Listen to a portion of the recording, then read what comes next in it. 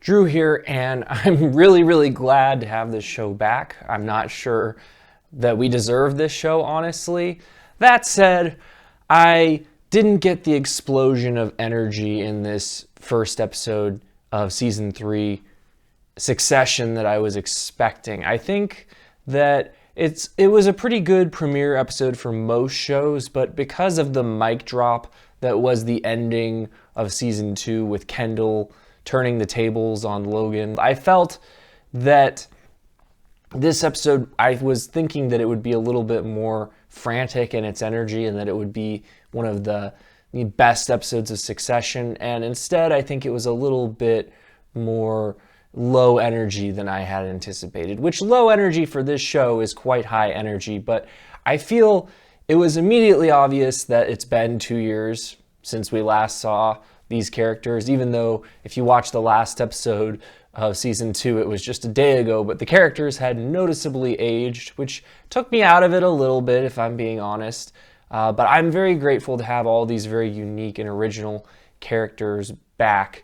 And I think that this season looks like it's going to be very strong, although I don't know how they're going to possibly top what's come before or even match it, honestly. I think that the story is starting to feel spread a little thin, and they're already starting to backpedal on some of the bolder moves that they've made. For instance, I just thought when Kendall turned the tables on Logan in the season 2 finale, I thought that that was the death blow for Logan. I thought there's no way he's coming back from that. And you see a lot of the characters questioning whether it was a death blow for Logan this episode and trying to decide whether they want to cling to the mast or if they want to jump off the sinking ship like rats.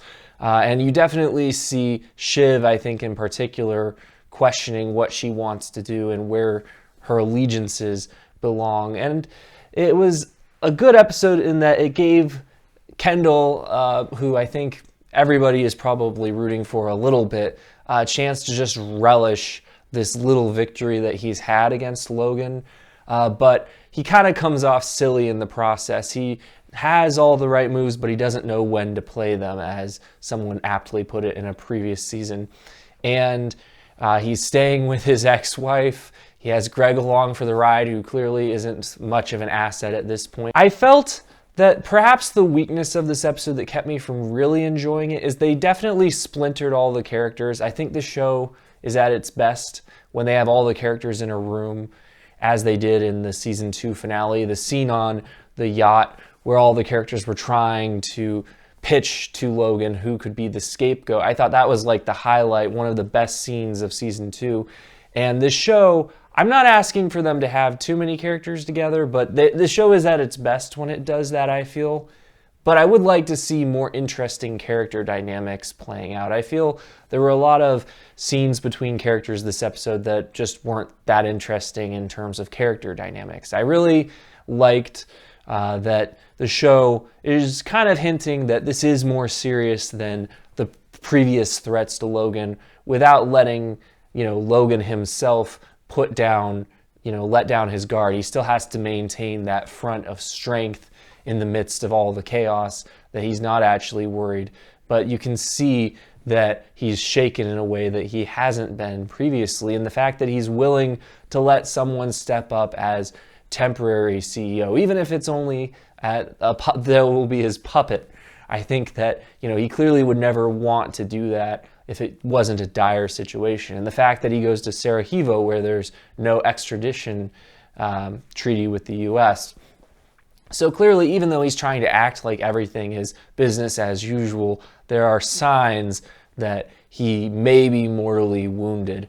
And this battle between him and Kendall is going to be really interesting. One thing that I thought this episode conveyed really well was the uncertainty among the employees who work under Kendall and Logan and the other members of the Roy family. Like, whose side should they be on? The scene where Kendall is told, well, you maybe shouldn't be in this car because it's company property, and you just basically opened up the whole company to lawsuits, and then he basically bluffs her to get out of the car because I thought that was a great scene. And you see even Greg is like starting to grasp the significance of the situation that they're finding themselves in, starting to grasp that he's in over his head and not really sure if he's really wanting to cling to Kendall or not.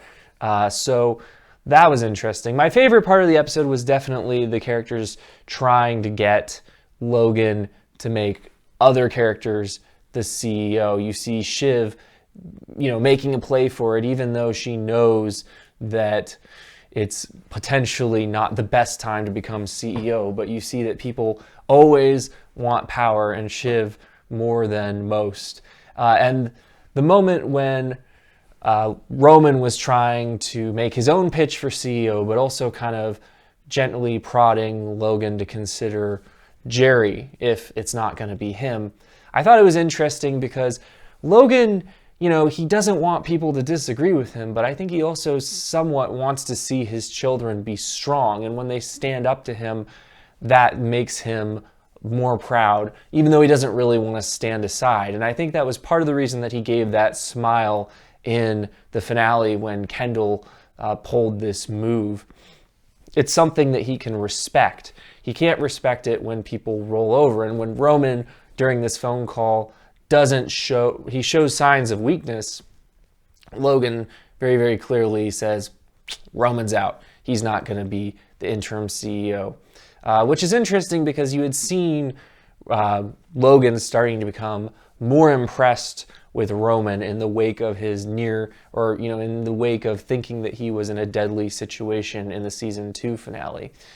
So to me, the dynamic between Shiv and Roman, the scene where Roman calls Shiv on the phone to let her know that Jerry has been made CEO over her, was one of the highlights of the episode. So I really enjoyed this premiere. I don't want to downplay that. I just felt like the energy was a little off, probably because the characters were splintered and the interactions that we did get weren't as interesting as some of my favorite interactions. We didn't get, Tom and Greg. We didn't get a lot of the characters interacting with the characters that they have the strongest dynamics with. But I'm excited really just to have this show back and to see where it goes.